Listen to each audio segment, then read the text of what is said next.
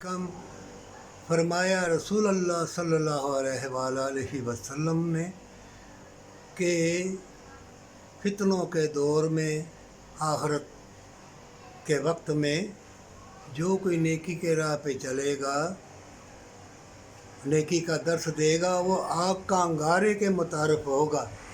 कि सहाबाए कराम रज़ी अल्लाह ताला अन्हो को अल्लाह के प्यारे भी ने बताया। उन्होंने पूछा तो कहा कि होंगे आग, कोई नेकी की बात नहीं सुनेगा, कोई नेक राह पर नहीं चलेगा। ऐ मोमिन तैयार हो जा, दुनिया के तलबगार तू भी तैयार हो जा। बेहयाई फैलेगी, हर चीज़ मुज़र हो जाएगी, खाने पीने वाली चीज़ें नायाब हो जाएंगी और उल्फत प्यार उठा ली जाएगी। कोई चीज़ तुम्हारे लिए कारआमद ना होगी जब तक तुम अपना अल्लाह के सुपुर्द नहीं करोगे सच्ची तौबा के साथ। देख लो कितने शहीद हो रहे हैं, बच्चे तड़प रहे हैं, जिंदा के दिल गुर्दे निकाले जा रहे हैं, माँ बाप के सामने इज्जतें लूट रही हैं। कई अपने माँ बाप अपने बच्चों को खुद बेहयाई की तरफ भेज रहे हैं। इसका ज़िम्मेदार कौन है? ईमान वाले कहाँ है तू? तो बेलबास हो गया। और माँ बाप का नाफरमान जो हुआ, कुरान में अल्लाह फरमाता है कि तुम्हारी ये नेकी ऐसे ज़ाया की जाएंगी कि तुमको ख़बर तक ना होगी। अगर चाहता है अल्लाह की बारगाह में सुरखरू तो आज ही सजदा रेज़ हो जा।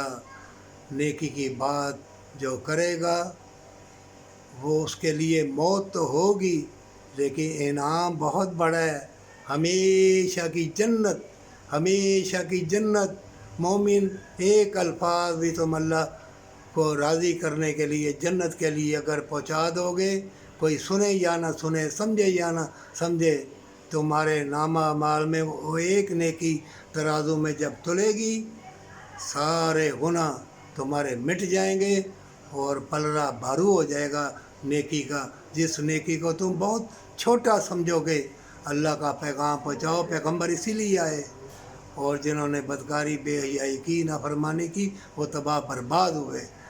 बर्बादी तुम्हारे सर पे आ गई है। इस्लाम और इंसानियत के दुश्मनों ने पहले बेहयाई की चीज़ें तुम्हें दी, फैलाई घर घर में नाच गाना, और अब उन्होंने डंडा ठोकरा, खूब छितरौल, खूब जलील करेंगे और बच ना सकोगे। दुनिया के तलबगार बेहयाई की तरफ जाएंगे, जो जन्नत के तलबगार होंगे बेशक वो रोएं थरपें, फटे कपड़े पहने, आधी रोटी खाएंगे, लेकिन वो अल्लाह की याद में रहेंगे। शैतान उनका कुछ नहीं बिगाड़ सकता।